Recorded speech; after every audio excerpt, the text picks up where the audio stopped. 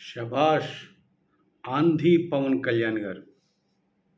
ఎందుకంటే రాష్ట్రంలో జరుగుతున్న అవకతవకలు, అధికారుల తీరు, నాయకుల తీరు ఓ పక్కన గమనిస్తూ మీరు వాటిని ఎండగడుతూ ఈ విషయం ప్రజలకు తెలియాలని, ఇటువంటి అవకతవకలు ప్రజలకు తెలిసి పారదర్శకంగా ఉండాలని మీరు చేస్తున్న పరిపాలన చాలా బాగుందండి పవన్ పవన్ కళ్యాణ్ గారు.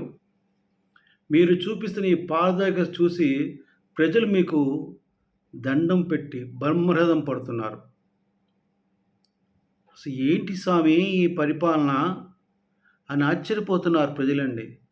స్వామి ఏంది పవన్ కళ్యాణ్ స్వామి ఈ పరిపాలన ఇంత బాగుందని చెప్పుకుంటున్నారు ప్రజలు స్వామి.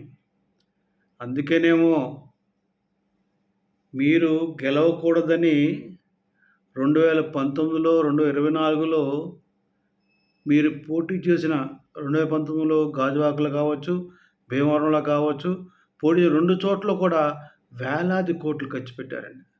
అలాగే 2024లో కూడా మీరు పిఠాపురం గెలవకూడదని శతవిధాల ప్రయత్నం చేశారు. కానీ పిఠాపురం ప్రజలు మీ పేరు చెప్పగానే ఏమైతే స్పందించారో అదే స్పందన వాళ్ళు ఓటేసే రోజు దాకా ఉండి మిమ్మల్ని నమ్మి మీకు ఓటేసి మిమ్మల్ని గెలిపించారు. ఆ యొక్క నమ్మకాన్ని మీరు వమ్ము చేయకుండా పిఠాపురాన్ని ఒక మోడల్ పిఠాపురంగా చేసి పిఠాపురం అభివృద్ధికి ఎనలేని కృషి చేస్తున్నారు. శభాష్ పవన్ కళ్యాణ్ గారు. పరిపాలన అంటే ఇలా ఉండాలని ప్రజలు అనుకుంటున్నారండి, భావిస్తున్నారు. అలాగే ఈ అవినీతి తిమింగలాలు, ఈ మాఫియా తిమింగలాలు మిమ్మల్ని ఏమైనా చేస్తారేమోనని ప్రజలు భయపడుతున్నారు పవన్ కళ్యాణ్ గారు. ఒక్కసారి మీరు గమనించండి.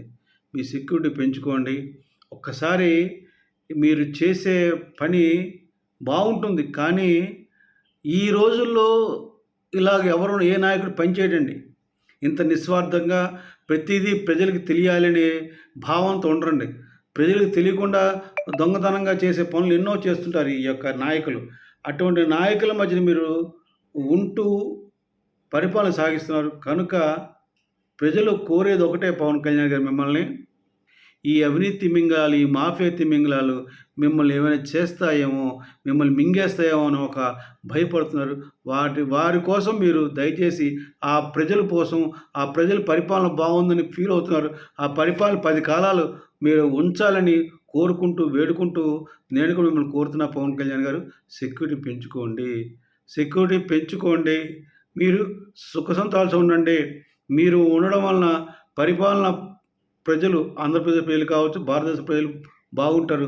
ముఖ్యంగా సనాతన ధర్మం కాపాడబడుతుందని ఈ వీడియో ద్వారా మీకు అందరికీ ముఖ్యంగా పవన్ కళ్యాణ్ తెలియజేస్తున్నానండి.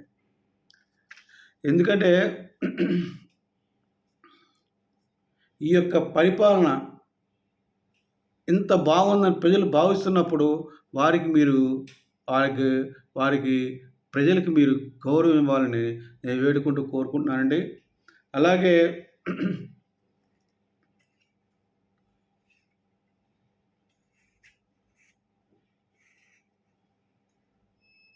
అలాగే మీరు నిన్న కాకినాడ వెళ్ళారు. ఆ యొక్క షిప్ యార్డ్కి వెళ్ళారు, పోర్ట్కి వెళ్ళారు.